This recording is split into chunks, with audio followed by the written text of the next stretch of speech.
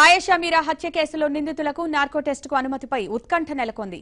ఈ కేసులో అనుమానితులకు narco test నిర్వహించేందుకు అనుమతి ఇవ్వాలని సిట్ కోర్టును కోరింది. అయితే ఏ కేసులోనైనా నిందితుల అనుమతి లేకుండా ఎలాంటి టెస్టులు నిర్వహించొద్దని గతంలో సుప్రీంకోర్టు ఆదేశాలున్నాయి.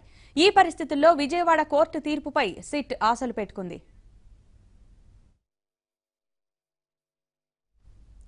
బెజవాడలో 10 ఏళ్ల క్రితం బి ఫార్మసీ విద్యార్థిని ఆయేషా మీరా హత్యకు గురైంది. అనేక మలుపుల తర్వాత ఈ కేసు పునర్విచారణకు నియమించబడిన ప్రత్యేక దర్యాప్తు బృందం నార్కో టెస్టుల కోసం కోర్టులో పిటిషన్ వేసింది.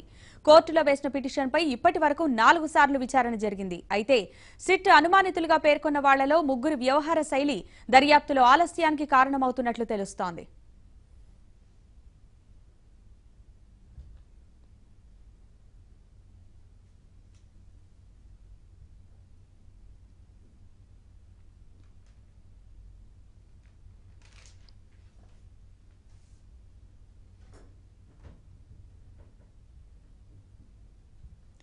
తాము ఆయేషా మీరా హత్య కేసులో నిందితులం కాదని, కేవలం అనుమానితులమేనని 10 ఏళ్ల తర్వాత ఇప్పుడు తమకు నోటీసులిచ్చి విచారణకు హాజరు కావాలంటున్నారని అనుమానితుల్లో 3 వాదిస్తున్నట్లు తెలుస్తోంది.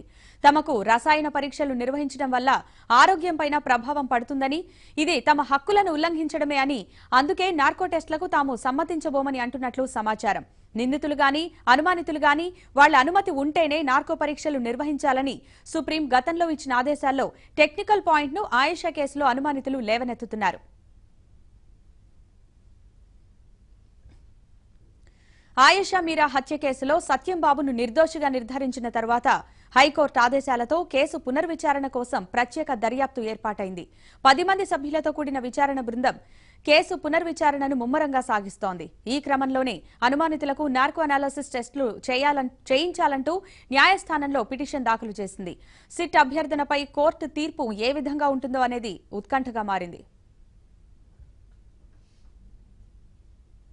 ఆయేషా మీరా కేసుకు సంబంధించి మరిన్ని వివరాలు మా ప్రతినిధి పూర్ణచంద్రరావు అందిస్తారు. పూర్ణ, చెప్పండి, సిట్ కేసు విచారణ ఎంతవరకు వచ్చింది? అనుమానితులకు నార్కో టెస్ట్ అనుమతిపై సిట్ అధికారులు ఏమంటున్నారు?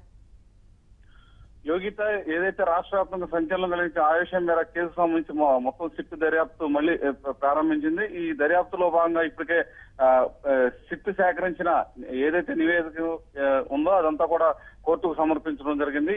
ఈ నేపథ్యంలోనే సిట్ అధికారులు ఎవరైతే అనుమానితులుగా భావిస్తున్నారో, కొంతమందిని భావించారో అనుమానితుల్ని విచారణ చేయాలి, వారికి నార్కో అనాలిసిస్ టెస్టులు చేయాలని చెప్పి కోర్టులో ఈ రోజు మొత్తం కూడా పిల్లు దాఖలు చేయడం జరిగింది. దీని మీద ఈ రోజు విచారణ జరుగుతుంది. అయితే నార్కో అనాలిసిస్ టెస్టులకు సంబంధించి కోర్టు ఏ విధంగా స్పందిస్తుంది అనే దాని మీద కూడా సిట్ అధికారులు ఎదురు చూస్తున్నారు. ఎందుకంటే దీని మీద సర్వత్రా కూడా కొన్ని విమర్శలు, అట్లాగే కొంత అనుకూలంగా కూడా ఉంది.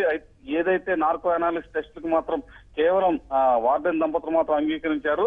అయితే మిగతా ఎవరైతే అనుమానితులుగా సిట్ పేర్కొందో వాళ్ళందరూ కూడా ఈ నార్కో అనాలిసిస్ టెస్టులకు మాత్రం పూర్తిగా అంగీకరించడం లేదు. దీని మీద ఈ రోజు ఈ విజయవాడ కోర్టులో దీనిపై మొత్తం కూడా విచారణ జరగనుంది. ఈ నేపథ్యంలో ఈ కోర్టు ఏ తీర్పు ఇచ్చింది అనే దాని మీద కూడా సిట్ అధికారులు ఎదురు చూస్తున్నారు. యోగిత, అయితే అనుమానితుల్లో 3 వ్యవహార శైలికి సంబంధించి అధికారులు ఏమంటున్నారు?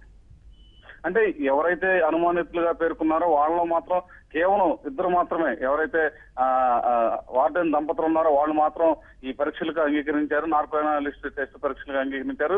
ఎవరైతే ఇంకా కోనేరు సతీష్, వేరే ఇతర ఆయేషా మీరా ఫ్రెండ్స్ కానీ వాళ్ళందరూ కూడా ఉన్నారు. వాళ్ళందరినీ కూడా ఈ రోజు విచారణ చేసే అవకాశం ఉంది. వాళ్ళు ఇప్పటికే కోర్టుకి సమర్పించడం జరిగింది. మాకు ఏదైతే నార్కో అనాలిసిస్ టెస్టులకు మేము అంగీకరించడం లేదని కూడా చెప్పడం జరిగింది. మరోవైపు ఈ రోజు కోర్టులో కూడా డిస్కషన్ జరుగుతుంది. ప్రధానంగా అసలు ఈ పిల్లు వేసే అర్హత సిట్ అధికారులకు ఉందా లేదా అన్న దాని మీద ప్రధానంగా ఏదో డిస్కషన్ జరుగుతుంది. ఆ పిల్లుని తోసిపుచ్చే అవకాశం కూడా ఉందని చెప్పి కొంతమంది న్యాయవాదులు భావిస్తున్నారు. Yogita, right, thank you Purna.